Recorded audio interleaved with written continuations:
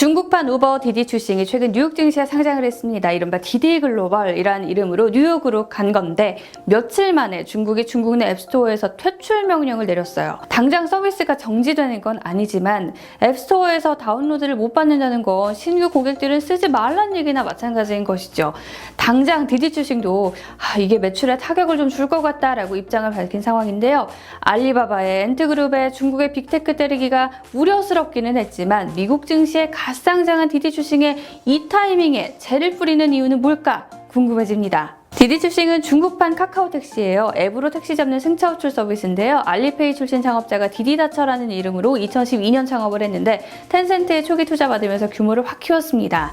당시 시장에 있던 콰이디다처도 알리바바를 등에 업고 강력한 경쟁사로 떠올랐었는데 엎치락 뒤치락 보조금 경쟁 벌이다가 이러다 공멸할 수도 있겠다라는 우려에 결국 2015년 합병을 하죠. 이미 위챗과 알리페이 같은 결제 서비스를 적극 도입한 데다 몸집도 키웠으니 그 유명한 우버조차도 중국 사업 부문을 디디 출싱에게 넘겨버릴 정도로 중국의 국민 교통 앱으로 자리를 잡았고 중국 시장 90%를 담당하는 거대 모빌리티가 됐습니다. 택시로 시작을 했지만 차량 공유에 카풀에 충전, 주유 등등 자동차 관련된 사업을 다 추가를 했고 배달은 물론이고요. 자율주행 기술 연구에도 돈을 그야말로 쏟아붓고 있어요. 중국에 집중된 매출 구조에서 탈피하기 위해서 해외에도 활발하게 진출을 했는데 특히 라틴 아메리카에서 인기 많고요. 미국의 리프트, 싱가포르의 그랩, 인도의 올라, 브라질의 구구택시에 지분 투자를 한 데다 최대 주주 소프트뱅크가 일본 회사잖아요. 일본 서비스도 진출한 상태입니다. 자, 그리고 지난 6월 30일이죠. 알리바바에 이어서 미국에서 두 번째로 큰 규모로 IPO에 성공한 중국 회사가 됐습니다. 자, 상장까지는 어찌저찌 했지만 사실 넘어야 할 산이 많은 상황이에요. 소프트뱅크 유전자가 있는 것 같아요. 여기도 쿠팡처럼 엄청난 돈을 투자해 쓰고 있는데 6년간 신사업 추진한 것만 20개가 넘는다고 합니다. 플랫폼의 가치가 사실 이용자 수에만 있는 게 아니잖아요. 그 안에 머무를 수 있는 생태계에 있다는 점에서 자, 그렇게 투자를 많이 했는데 대부분 매출은 아직도 라이드 헤일링, 그러니까 이동을 원하는 소비자, 이동 서비스를 제공하는 사업자를 실시간으로 연결해주는 여기에서 온다고 하고요. 자, 여전히 단순 차량 부를 때만 쓰는 앱 이외의 가치를 크게 발견하지 못한 상황이라서 결국 총 거래액이 계속 늘던지 흑자 전환을 해서 기업 가치를 늘려야 하는 상황인 것이죠. 자, 투자도 엄청 받았잖아요. 여러 외국인 주주 대금이 들어와 있다 보니까 엑시트에 대한 마음도 좀 급했을 거고 여러 면에서 상장을 계속 고려를 하다가 이 타이밍이다 했던 시기가 아닌가 싶습니다. 자, 그런데 그야말로 이 타이밍에 중국 당국이 중국의 안보를 위협하는 데이터 보안, 개인정보 침해 위협은 없는지 리뷰를 해야겠다 나선 겁니다. 대주주가 외국 회사라 특히 더 위험하다면서 앱 다운로드 금지 조치를 내리기에 이른 건데 당초에 한 1000억 달러 밸류를 인정받을 거다 이런 예상과 달리 680억 달러 정도 가치를 인정받았던 것 자체가 중국 정부의 규제 리스크이긴 했고 앞서 알리바바가 벌금 한번 물었고요. 엔트그룹은 아예 상장도 무산됐었잖아요. 디디 출싱도 앞서서 가격을 맘대로 인상하지 마라, 운전자한테 대우 잘 해줘라 이런 지시를 받았던 바 있어서 앞으로가 걱정되는 상황이긴 했는데 이렇게 강경 대응이 나올 줄 몰랐던 상황이라 역시나 디디 출싱 주가 20%까지 내리면서 신고식을 톡톡히 치르고 있어요. 제가 중국 정부의 속내를 들여다보지는 못해도 그래도 몇 가지 추측을 해볼 수는 있을 것 같습니다. 사실 그동안 중국 정부는 새로운 형태의 산업에 대해서 먼저 좀 지켜보고 문제가 되는 경우 조치를 하는 방식을 적용했어요. 그러다 보니까 차량 공유 시장도 규제 없이 빠르게 고성장을 할 수 있었고요. 그런데 중국 인터넷 사용자가 10억 명을 훌쩍 넘기고 인터넷 사이트만 400만 개, 애플리케이션 수는 340만 개에 달하는 이 상황이 되면서 생각이 달라질 수밖에 없는 그런 상황이 된 거죠. 개인정보 관련 문제도 자꾸 생기고 4차 산업혁명 시대가 되면서 데이터가 원유만큼의 가치를 지닌다는데 자, 환경이 달라지면서 2020년부터는 아예 모바일 앱을 통한 광범위한 개인정보 수집 규제를 항목에 포함시켰고요. 해외에 개인정보를 이전하는 경우에는요.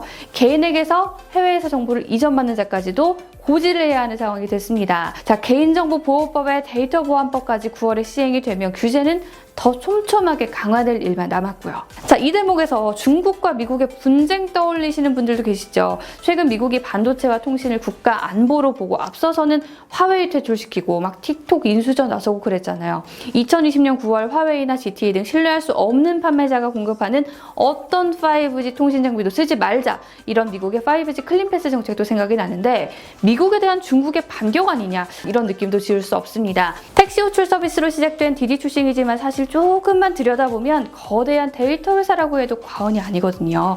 중국 그 큰 땅덩이에서 하루에 막 콜이 3천만 건이 들어온다는데 그렇게 모은 5억 명이 넘는 사람들을 태우고 다니면서 남겨놓은 교통 데이터, 탑승 기록, 결제 정보 이거 다 디디 추싱의 무형 자산이죠. 디디 추싱은 퍼블릭 클라우드도 안 쓰고요. 자체 데이터 센터 만들어서 데이터를 처리한다는데 미국 상장이라니 아니 4살 깎아먹기라도 미국으로 가는 건 막고 싶다 이런 강한 의지가 엿보이는 것 같기도 합니다. 디디 추싱이 자율주행 기술에 깊숙이 관여되어 있는 상황에서 미국에서도 자율주행차 시험 운행 중이거든요. 애플이 디디 추싱에 일찌감치 1조나 투자한 것도 걸리고 투자사들이 외국계라는 것도 걸렸던 것이죠. 예를 들면 애플이 디디 추싱의 데이터를 이용해서 전기차를 만들어서 중국에 판다든가 아니면 대주주인 소프트뱅크가 투자하고 있는 뭐 다른 회사에 넘어가는 거 아니야? 뭐 그런 우려를 하고 있는 건 아닌가 싶어요. 자, 앞서 테슬라도 중국 안에서 정보 빼돌리는 거 아니냐 이런 의심을 받았을 정도로 중국 정부 지금 예민한 상태거든요. 자, 그렇다고 미국이 디디 추싱을 반겼냐? 그것도 아니에요. 디디 추싱 상장을 막아야 된다 이런 말들도 있었대요. 앞서서 중국판 스타벅스 러킨커피가 회계정보 조작으로 나스닥에서 막 80% 주가 하락하고 떠들썩했잖아요. 결국 벌금 내고 파산 신청까지 했죠. 실제로 미국 기관이 검사할 수 없는 200개 이상의 미국 상장 외국 기업이 대부분 중국 거라는 비판이 나오고 있거든요. 중국 정부는 미국 규제 당국이 중국 기업도 이제 회계 감사 미국에서 받아야 된다고 하니까 감사 서류에까지 국가안보와 국가기밀보호법률을 적용하고 있고요. 정부 허가 없이 서류 넘겨주는 행위 막고 있습니다. 중국 기업들은 미국 규제 당국이 자료 요청을 하면 거부하는 게 관행으로 자리를 잡았죠. 자, 이제 이러면 퇴출시킨다라는 얘기가 미국에서도 나오고 있으니 그야말로 중국 기업들, 미국과 중국 사이에 껴서 돈 벌기 참 힘든 상황인 것 같습니다. 근데 디디 추싱과 미국 투자자들의 일에 굳이 우리가 관심을 가질 필요가 있을까요? 뭐 투자한 거 아니라면요. 저도 처음에 그렇게 생각을 했는데요. 이게 그렇게 단순한 문제는 아닌 것 같아요. 중국의 사이버 보안법이 본격적으로 시행이 되면 중국 기업뿐 아니라 중국과 연계된 다른 기업들에게도 적용될 수 있기 때문이죠. 국외로 중국에서의 데이터를 옮기는 걸 제한하기도 하고 여러 규정들이 있기 때문에 중국 시장에 진출해 있거나 할 예정인 기업들 입장에서는 하나의 리스크로 작용할 수 있습니다. 또 요즘 투자 밸류 체인이 연결되어 있는 경우가 많잖아요. 디디 추싱만 해도 텐센트랑 연결되어 있고요. 텐센트는 또 카카오 주주기도 하고요. 뭐 이런 식으로 빅테크들끼리 투자로 얽히고 설킨 경우가 많아서 나 몰라라 할 수만은 없기도 하고요. 당장 한국 미래에셋이랑 네이버도 디디 추싱에 투자했었잖아요. 또 한 가지, 사업은 중국에서 투자는 미국에서 받는 모델의 한계가 과연 중국 기업에만 국한될지도 고민해봐야 할 포인트인 것 같습니다. 한국만 해도 쿠팡이 사업은 한국에서 하면서 자금 조달을 미국에서 했죠. 실제로 미국 증시에 상장하면서 쿠팡이 외국계 기업이고 김범석 의장이 미국인이기 때문에 총수 없는 대기업으로 지정된 데 대해서 규제의 사각지대에 놓였다 뭐 이런 비판도 있었던 만큼 이번 디디 추싱의 사례가 다른 국가들의 기술주들에게 적용되는 거 아닌가 지켜봐야겠습니다. 자, 물론 잠깐 이러고 말 거다 이미 알려진 리스크다라는 의견도 있습니다. 블룸버그는요, 중국의 규제가 첫 사례가 아닌 만큼 충분히 이해되고 있는 사안이라면서 뭐 예를 들면 알리바바에 부과된 벌금은 연간 매출의 한 2~3%에 불과하지 않냐, 낼 돈 그냥 내고 계속 가면 된다고 했죠.